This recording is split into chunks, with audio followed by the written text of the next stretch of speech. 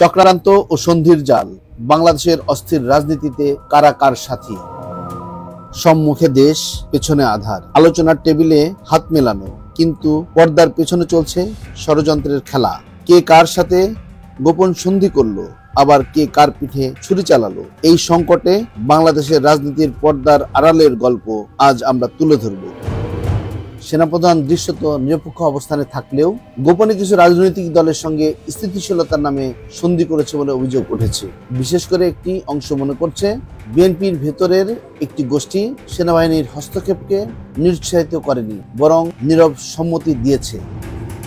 BNP বিভক্ত, এক পক্ষ নির্বাচন ও সংলাপের পক্ষে, আরেক পক্ষ বিশ্বাস করে নতুন সরকারের পতন ঘটিয়ে একতরফা সুবিধা আদায় তাদের পথ। এই গোষ্ঠী গোপনে কিছু ইসলামপন্থী দলের সঙ্গে সন্ধিতে নেমেছে।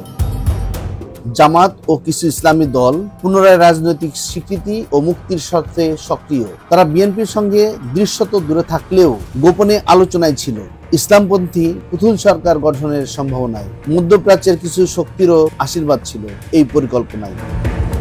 এনসিপি নিজেকে আপোষপ্রবণ ও গণতান্ত্রিক শক্তি হিসেবে তুলে ধরেছে, কিন্তু এরই মধ্যেই রাজনৈতিক মহলে ফিসফাস।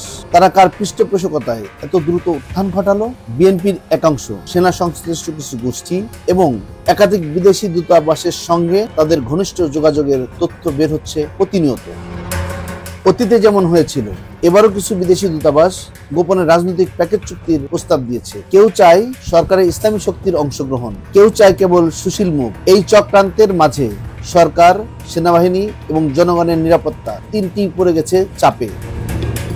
বাংলাদেশের সংকট রাজনীতি আর ষড়যন্ত্রের ধোঁয়ায় আচ্ছন্ন, কোনো পক্ষই পুরোপুরি নিষ্পাপ নয়। কিন্তু প্রশ্ন একটাই, এই গোপন সন্ধিকোণের শেষ কোথায়? এসব চক্রান্তের জালে আটকে কি সত্যিকারের গণতন্ত্রের সুযোগ আছে?